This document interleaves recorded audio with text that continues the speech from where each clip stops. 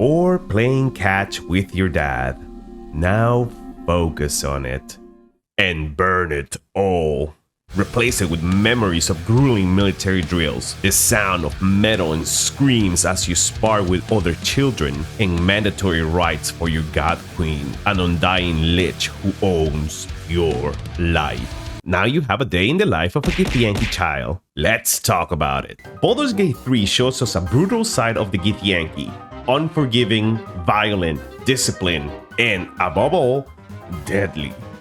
Through Lae'zel's eyes, we learn a bit more of, maybe not culture, custom perhaps. but the game also leaves several details about these aliens that make them one of the coolest species in the lore. In this video, we'll explore the Githyanki as presented in the game, as well as official D&D sources. We'll dive into why the Githyanki look the way that they do, and why they're such mini bovinis. We'll walk through the wild timeline of these people and their significance to the game, and last, we'll uncover the secrets that the Lich Queen Vlaakith holds from her people. The Gith are often memed by the Baldur's Gate 3 community as being the frog or lizard people, but believe me, I would call their in-game version beautiful compared to their original form. Their original version has them as skinny monstrous horrors. Just look at them!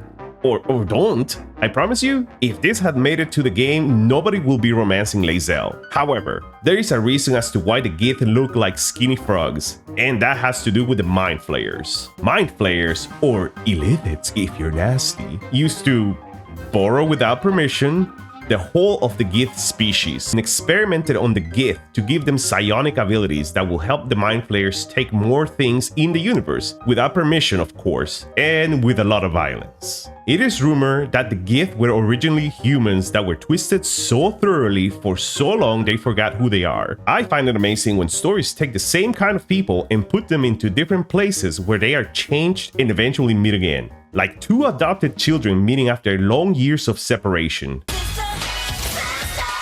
Anyway, the Gith look that way because of the mindflayers science projects. And you can see with their backstory so far, is starting to foreshadow why they are more about destruction and not about friend circles, rainbows, or hugs. Naturally, the Gith did not enjoy this toxic relationship, so they rebelled, ironically using the same psionic powers given by the illithids through their experiments. Talk about playing yourself there. This rebellion was led by the one and only Gith. Capital G this time. Okay, to clarify, at this point, this group of people had no name. The warrior Gith led the charge against the Illithid Empire and eventually toppled the whole thing. This is when the group adopted Gith as the name of their species. So after all this debacle, Gith finally frees her people, and what does she do? She decides now she wants to borrow without permission everything and everyone else. This is something I dislike about the lore, though I get why it's there. But really? Did you not just see what you did to the mindflayers? Do you not see the dangers of what conquest will do? But regardless, some Gith did see this blunder in judgment and they decided to rebel and civil war broke out. Thurthimon was the leader of this rebellion. See? Not even 5 minutes in this new empire and you already have rebels. But after seeing the war was not worth it, he took his people and went to limbo, like in a "you're not firing me, I quit" type of energy. He and his followers went through a rebranding deal and became the Gith Sarai, or those who spurn Gith. The rest of the Gith also went through a rebranding process and were now the Githyanki, or followers of Gith. With Thurthimon piecing out, Gith's forces were reduced, but that was not going to stop her speedrun to universal domination.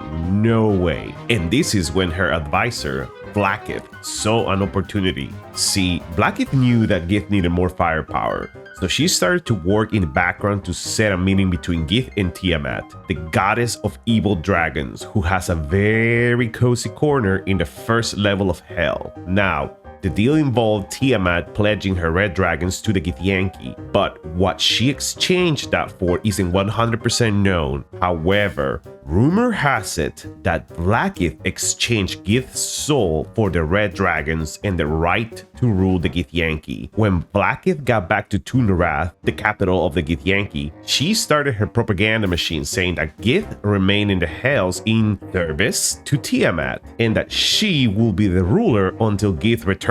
Filthy lies. Vlaakith had no intention of ever letting the Githyanki know the truth. And here's where she started her dynasty.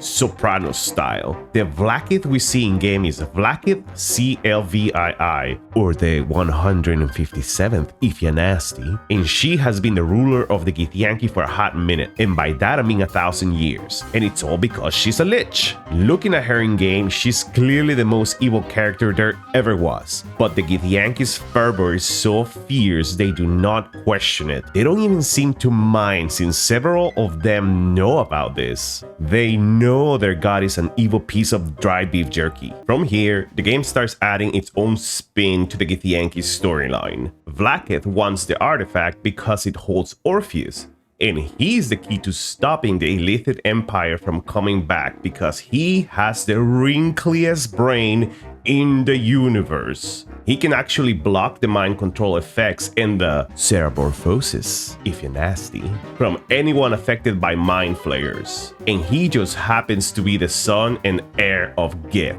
capital G.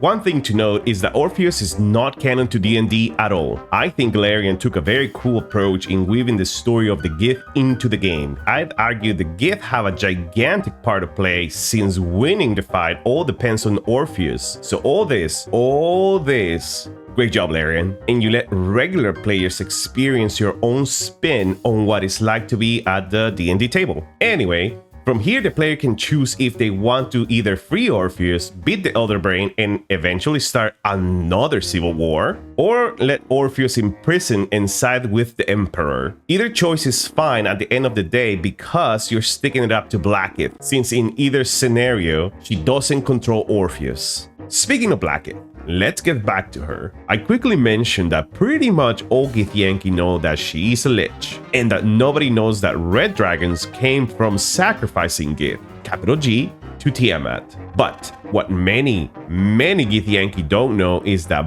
Vlaakith is running a pyramid scheme within their political system. Githyanki work hard to raise in ranks. It's literally all they think about. It's literally the only thing they fight for because Vlaakith promises them ascension if they are proven worthy to her. She promises them the highest Githyanki honor, to serve in her guard. But this is a trick. Githyanki that ascend are not suddenly Vlaakith's bravest soldiers. I'm also God's favorite princess and the most interesting girl in the world. No, when she recognizes there's a strong Githyanki, she calls them into her chambers and she eats them, absorbs them, brews them into afternoon tea. We are not sure what right she does, but she 100% unalives them and takes their essence. This is likely both to become more powerful and to eliminate potential future rivals. Talk about efficiency here.